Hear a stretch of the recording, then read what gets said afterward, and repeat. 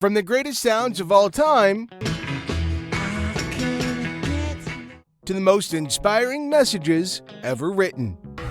Head out on the highway. Here are 13 groundbreaking 60s songs that gave birth to hard rock, starting with an all-time fan favorite at number 13, You Really Got Me. This song was an anthem born not from a plan, but from a gut feeling. Written by Ray Davies, You Really Got Me wasn't just another song, it was a defiant roar that would permanently alter the course of music forever. While one version was recorded, the band knew something was missing. Trusting their instincts, they re-recorded it, and what emerged was the raw, untamed powerhouse that would captivate the world. Amid the frenzy of the British invasion and the monumental shadow of the Beatles, the Kinks' audacious single cut right through the noise. This wasn't just pop. This was the primal, electrifying sound that laid the very foundations of hard rock. You Really Got Me didn't just top the UK charts and crack the US top 10, it ignited a revolution, proving that rock and roll could be louder, heavier, and infinitely more rebellious. But coming up next, we've got a wonderful hit by The Who, coming in at number 12, My Generation. People try to put us to down. In late 1965, as the world was shifting, a song that didn't just capture a moment, it defined an entire generation, was released. My Generation by The Who was an anthem of defiance, a rebellious declaration for every teenager feeling drastically misunderstood. With its slammering vocals and thundering bass line, this song emboldened young people to stand up, embrace their identity, and carve out their own space in the world. This electrifying burst of energy and rebellion didn't just become The Who's signature song, it became a blueprint for the future of music as we know it. The song's raw, unapologetic spirit laid the essential groundwork for the garage rock and punk movements that would follow, proving that music could be a powerful, chaotic force for change. But as amazing as this song was, it's got nothing on number 11, The Purple Haze. In the seismic year of 1967, a new era dawned, ushered in by an electrifying anthem that would forever etch its mark into music history. From Jimi Hendrix and his Experience, a track emerged that was more than just a song. It was a sonic revolution. Born in the creative crucible of London's Delaney Studios, Purple Haze was a vibrant, hallucinatory masterpiece destined for immortality. This was no mere album cut. Purple Haze was the thunderbolt that struck the very heart of the rock and roll scene in the 60s. Its searing guitar riffs and mind-bending solos forged the very DNA of hard rock that we hear today. When the single dropped on March 17th in the UK and June 19th in North America, backed by iconic B-sides like 51st Anniversary and The Wind Cries Mary, it wasn't just a release, it was a tectonic shift. It was the moment the world first felt the full exhilarating force of Jimi Hendrix, and music would never be the same again. Talking about music never being the same, coming in at number 10, It's Not Unusual.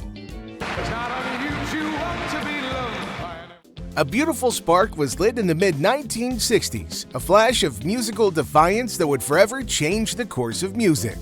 Tom Jones, a force of nature with a voice that could both thunder and caress, was met with one rebellious Caroline.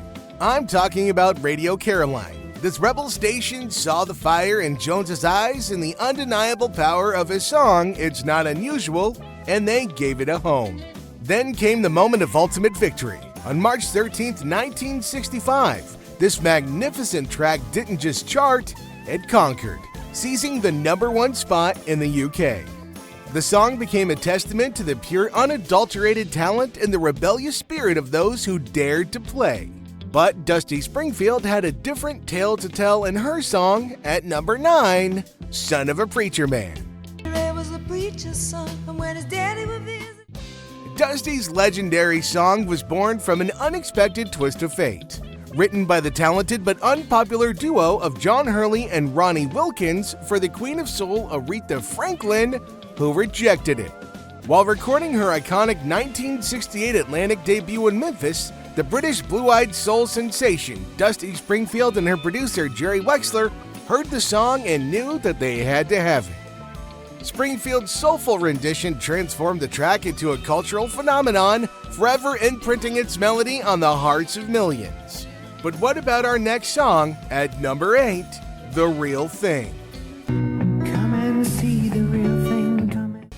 In 1969, the young Russell Morris, fresh out of the Melbourne pop band, stepped into a studio with a vision.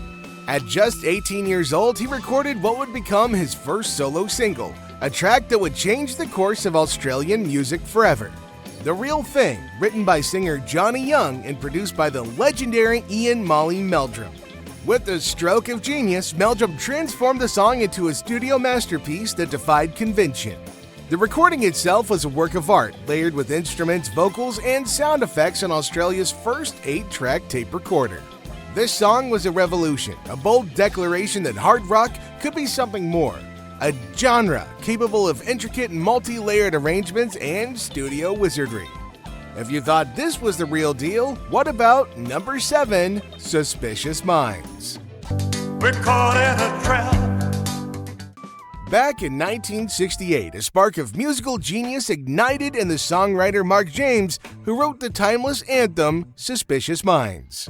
With a hopeful heart, he released it himself, but the world wasn't quite ready for its raw power. It stumbled, but destiny intervened when the king himself, Elvis Presley, was given the track. What happened next was a seismic shift in music history. In a legendary recording session on January 23, 1969, Elvis and producer Chips Moman took James's song and infused it with an electrifying energy. They didn't just re-record it, they reimagined it. The song exploded onto the scene, launching to the top of Billboard Hot 100 and becoming one of Elvis's most iconic hits. Suspicious Minds was a dynamic fusion of rock and soul that paved the way for the powerful sound of hard rock.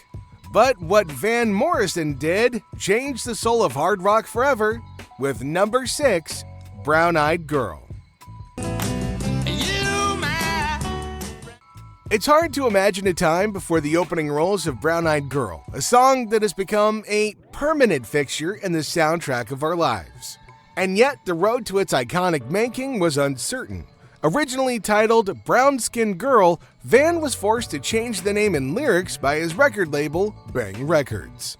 Brown Eyed Girl was a monumental force that shaped the landscape of hard rock. It reached number 10 on the Billboard Hot 100 and has since become one of the most played songs in history, with over 10 million US radio airplays alone. It's a timeless anthem that transported the world to a place of nostalgia, proving that some songs are simply too powerful to be contained. If you thought that was powerful, you might just change your mind. Coming in at number 5, Born to Be Wild. From the very first roar, Steppenwolf's Born to Be Wild didn't just break new ground, it became the anthem for a generation seeking freedom. While many of its modern-day replicas focused on what they were running from, this song was a defiant declaration of what they were running toward.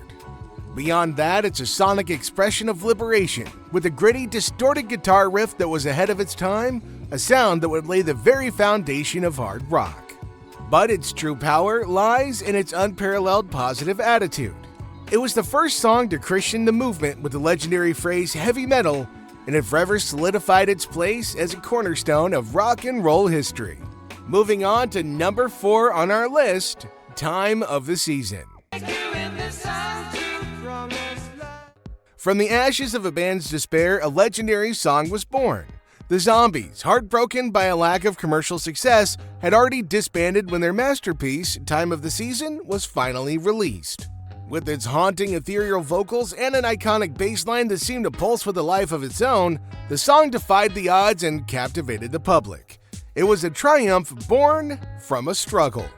Against all expectations, this track became an enduring classic, proving that true artistry sometimes needs time for the world to catch up. The Zombies may have split, but their legacy was forever sealed by the magic of a song that arrived just in the nick of time. While the Zombies proved their worth, Cream brought us something else, coming in at number 3, Sunshine of Your Love. Sunshine. sunshine of your. A musical revolution was on the horizon, and at its heart was Cream, a band already celebrated for their powerful album-oriented rock. But on January 14, 1968, they made their mark on the world, storming the US charts with a song that would become an enduring anthem. The single was an unstoppable force, becoming Cream's biggest transatlantic success and earning them their biggest sold-out singles in the United States. Sunshine of Your Love didn't just top the charts, it laid the foundation for hard rock and secured its place in history. Speaking of history, we're moving on to Creedence Clearwater Revival, who had a different tale to tell with number 2, Fortunate Son.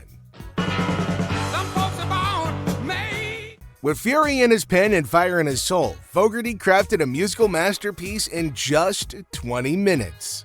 Born from his outrage over Vietnam, the Nixon administration, and a culture of undeserved privilege, a song of pure defiance took shape.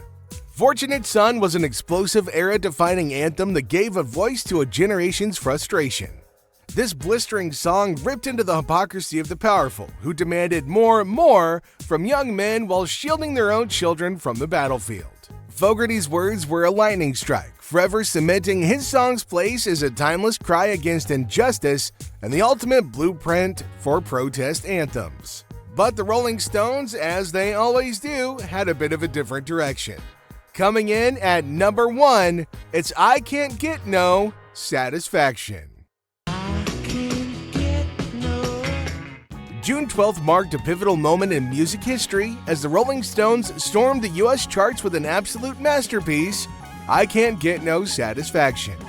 It was a musical thunderclap, propelled by one of the most iconic and electrifying guitar riffs ever created.